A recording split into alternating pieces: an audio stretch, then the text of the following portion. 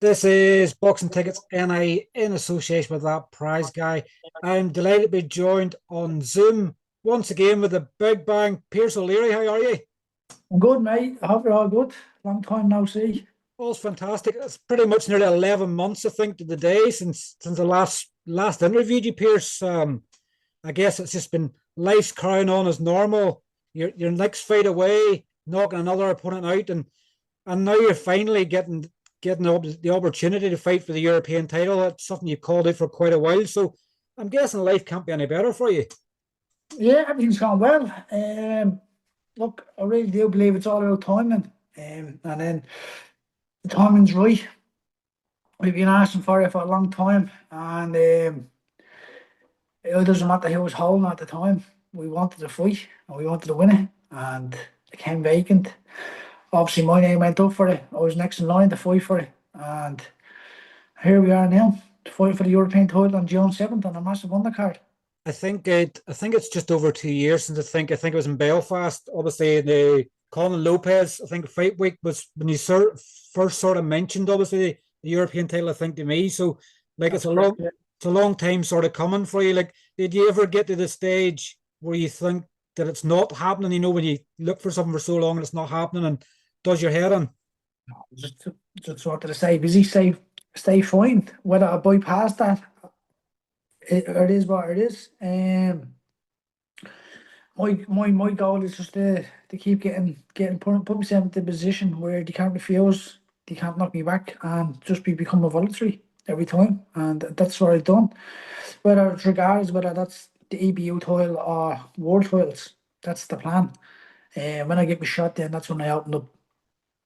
It's like, I guess when you visualize the sort of the last couple of years and sort of fighting for that European title, probably Liam Dillon, probably to be fair, probably would have been the last name you'd have thought you'd been fighting the title for. You'd probably thought it'd been Adam Azim or Dalton Smith. Like, it's boxing's a strange game, isn't it, Pierce? That obviously, you know, It's a crazy game at times, to be honest with you, mate. Yeah, absolutely. It's crazy, but look, we're here now. I got a good solid opponent in front of me who's coming to fight, and it's going to be exciting. I feel like it's going to be very, very exciting.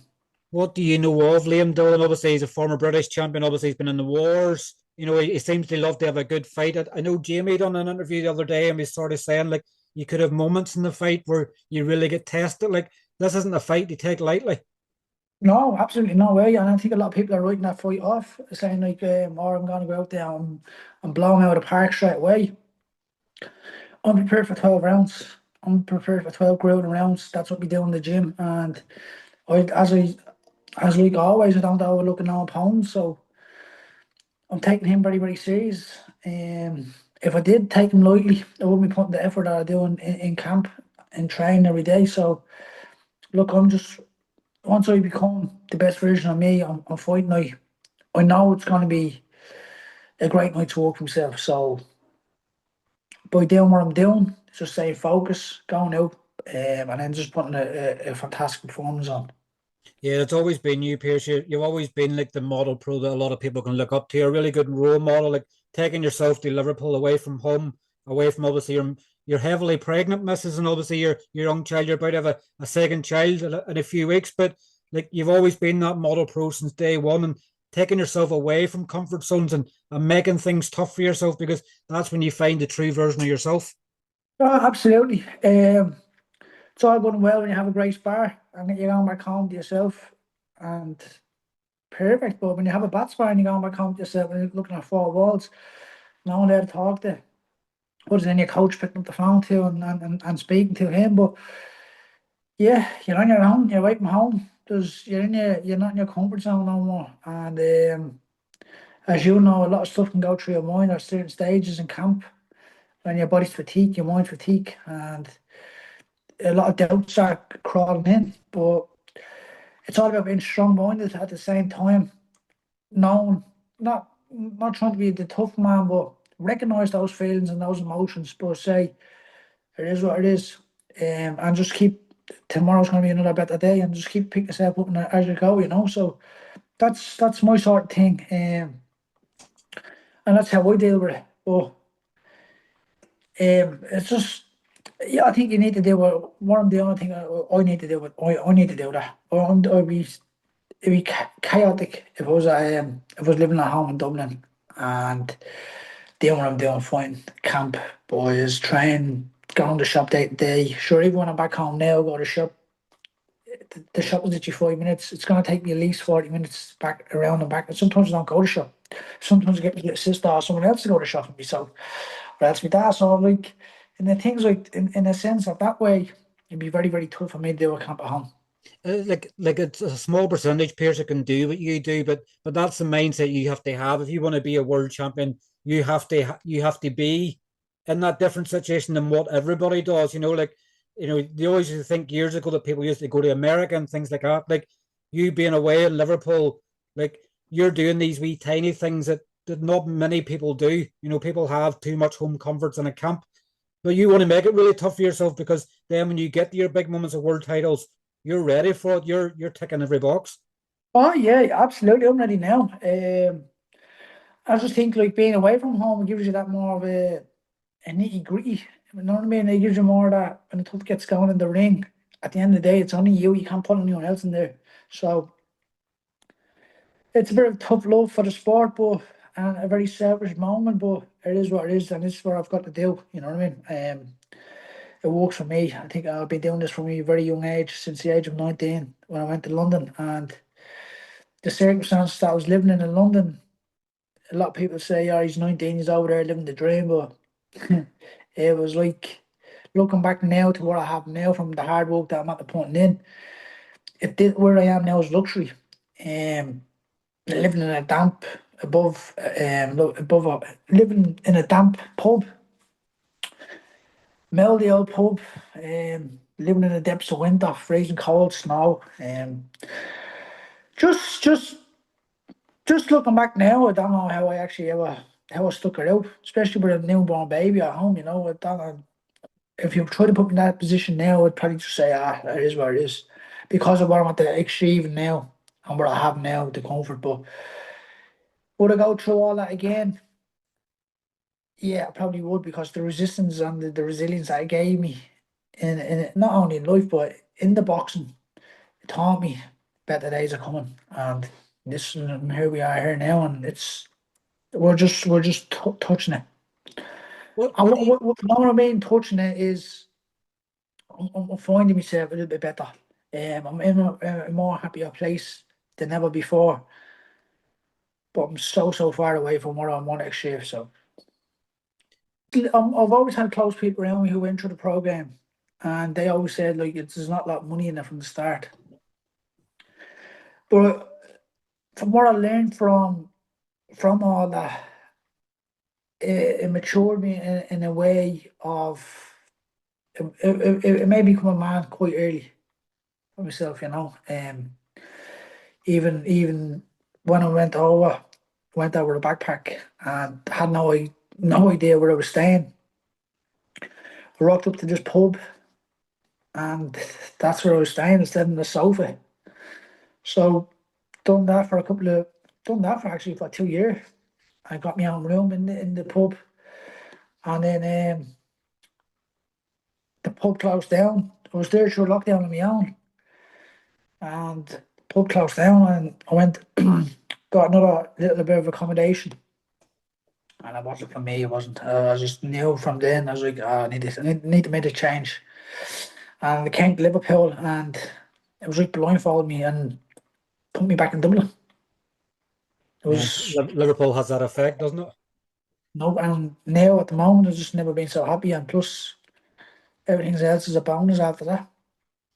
It as much change for you in terms of the way you train, the way your mindset is from London to Liverpool. Like what obviously No, what in Rotunda, what have they changed? Have you have just been more about fine tuning already what you do well? that's just yeah. There's a lot of stuff that in the Rotunda that Joe and Declan, Joseph and Declan taught me.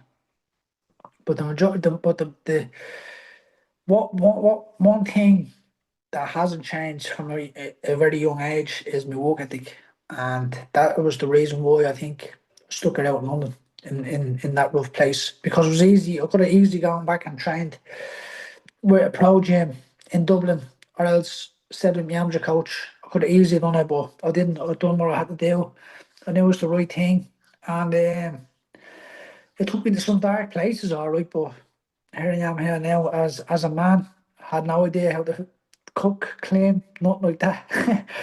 Wash my clothes. So I remember a time I rang me mother and I asked her how to use the wash machine. What do I do here with the cooker? And she's just like, I'll just leave it from home.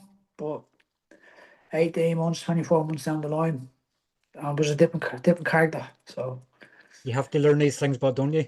you have to learn them, but I think it's what you go through from a very, very young age, and what you see is what it's instilled in you. So I think that was one of the keys for me. Hearing them obviously words next Saturday night in Portman Road that obviously the new European champion. I know it's not obviously your final goals, not your final end product, but you know that you're another step along the way towards your dreams of becoming a world champion. Hearing them Yeah, words and go what was on, that, go sorry? on. No, sorry, go on. I Sorry. was I was going to say, and obviously hearing them words and you're the new European super lightweight champion. What will that mean to you, Pierce? Yeah, it mean a lot. It really will mean a lot, but you're never really satisfied. You're always like, right, I want more. And some big news after this fight as well. That's going to be happening very soon. So I'm not going to. You see some fighters that make a big thing out of what they win and whatever like that. It's me gold. I'm going to win it, and then I'm on to something else. Then I'm not going to for at least a week.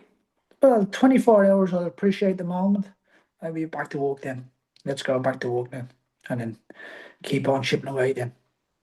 I've sort of heard England of the news, but obviously I don't think it'd be right. They mention it at this stage because you've obviously a fight to look forward to next week. You can't take one eye off Liam Dillon next week because if you take one eye off him, he's going to see it as an opportunity and he's going to grab what you want. So, but you have to keep that out of your head as well, obviously, on what's next. But it's hard not to get excited about it at the same time.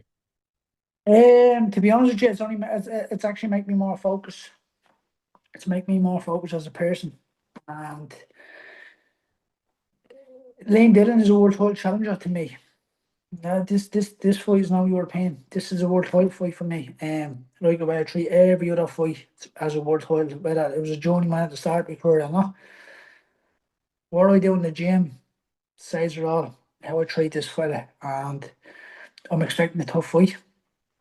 But I know for a fact that once I turn up and turn up the way I've been sparring and the way my preparation has gone in the gym and everything and all the strategy that me and Josh from Declan went through, the game plan. Once we execute that fight night, he won't let you glove me. And I treat that as I'll treat that fight as another spar in a sense, but in the mind it's a fight. But after I get the job done, I'm just gonna literally like every other fight. As I go out and pick up from sparring, pick up where you left off, and that's it. Just go out and pick up where I left off.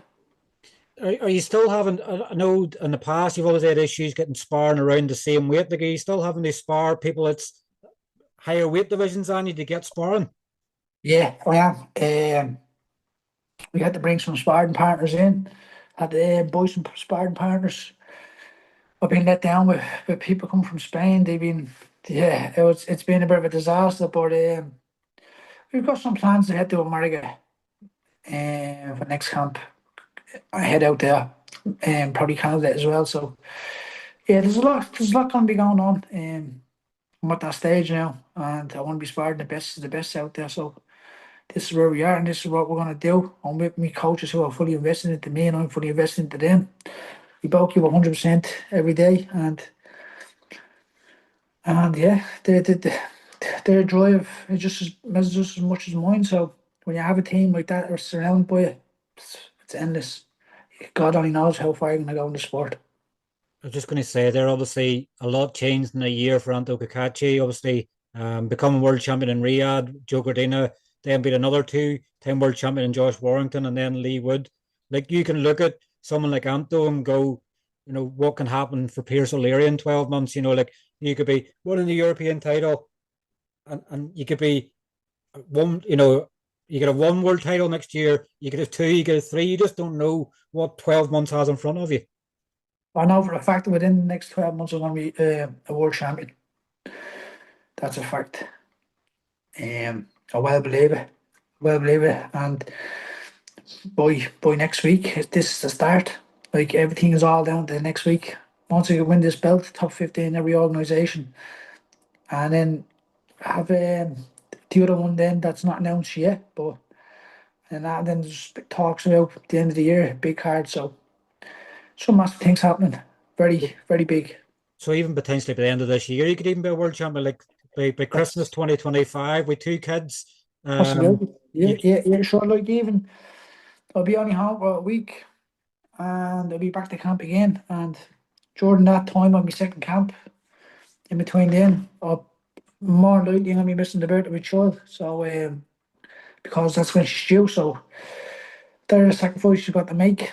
Some people make them, some people don't, but at the end of the day, it shapes the character of who you are and what you're investing into yourself. And sometimes you need to be a little bit selfish now for everyone around the table for when you're older who can eat then together. So that's my plan. how do you take the compliments you get, Pierce in particular? And obviously, everybody says how good you are, and even more so than Jamie, obviously your manager. Like, you know, for him to say obviously how good of a fighter you are, does that give you more belief? Does that go, well, I already know what I am? Like when you hear people saying great things about you, how does it make you feel? Um, I'm not surprised, to be honest with you. I'm not surprised. Does give you that kind of sense of it gives you that good feeling, that good that feeling in the inside, knowing right, people recognise my hard work, it's paying off. But I'm not surprised at the same time. Jamie was over with me there not so long ago, and he seen me spar, and he couldn't believe it. He's like, he just from a camp to camp to camp that he's seen. He's like a totally different fighter, and it's just been in the gym every day, just being in the gym every day. I come back to camp in shape, the best I've ever been, and straight into sparring. First day back, straight into sparring because I was that fit, ready to go. Not saying that I'll come back into a camp and I don't spar, but I'll come back into a camp and I like to have a shake out for a week just to gel with the coaches again. But I was like, just let's go straight back in, and that's what we've done, and picked up from there. So it's been a very very fantastic camp. I should say it's just in a very good position, mentally and physically, and everything that we've been working on in the past with Joe, it's coming up and sparring, and the game plan, etc. So yeah, I'm really excited, mate. That's the truth. Outdoor venue, obviously, what a card it is as well. Obviously, you have another Irish fighter in the card as well, Stephen Ward. I guess you can't focus too much on what the card is, but Portman Road, obviously, Ipswich Town Football Club's ground. What an occasion it's going to be. Like you haven't fought outdoors before, so this is a new experience, sort of in some ways for you. Yeah, it is. I never fought outdoors. I never fought outdoors, and I'm hearing going to become main event as well. So it's gonna be a big. It's gonna be a big. It's gonna be a lot of noise, but this is what we dream. This is what we work for. This is what we're gonna do. This is what gets me excited. This is what we push on for. Um, the more crowd, the more supporters, and the fan base grows. The bigger the bang. And the bigger the bang, the bigger the bang, the louder it goes, isn't it? So yeah, look, I'm excited for it. I'm really am excited, but it's gonna be a great night. It's gonna be a fantastic night. When do you visualize sort of how you win the fight? Like, have you already sort of, are you having them dreams in your head and going how the fight ends? Like you could probably be if you're on form, you can dictate how and when the fight could sort of end. Yeah, absolutely. I know what round's gonna end in, and I know how I'm gonna end it. Yeah, it's every combination we working on in the gym. It's been working, and it's been ferocious, and the amount of combinations out of Spain that can walk and that can stop them. Yeah, well, look, we've got a lot in our arsenal at the moment, so it's just about going out and just getting the job done, and I'm just really really excited. I'm excited to be a part of a great night, um, because I know it's going to be a sellout, and it's a hard night to work for Wardley as well. So, and obviously you've got Stephen Ward on the card as well. So yeah, I'm looking forward to seeing everyone and the build up of a fight week of it. This is your first fight as well, is that correct, on DAZN? That's correct, yeah. Yeah. So what a way to make an entrance from DAZN, winning the European title. Co-main event with a spectacular performance, another highlight reel. Ah, it's fantastic. It's brilliant. I can visualize it. I can see it happen which way I wanted it to happen. So that's what we put the work in for, Steve. Definitely. Well, look, obviously, I'll let you go and enjoy the rest of your evening. Obviously, this interview goes out obviously tomorrow morning. People Yeah. thinking what 10 at night and things, but look, thanks for your time. Obviously, so close to obviously fight night. Great to get a good catch up. Obviously, 11 months. It's been too long. I'm surprised you weren't knocking my door down looking to fight me. I'm But surprised look, we didn't have to charge it. but look, thanks as always for your time, Pierce. No problem. Obviously, No go problem. well next week. We obviously expect to see you next Saturday with that European title around your waist, and I'm sure we'll catch up with you in person very soon. 100%, absolutely. Depot. Cheers, Thanks Pierce. very much. Take care. No Thanks. problem. Thank you. Yes, Tom. Thanks. Bye bye. Bye bye. Bye.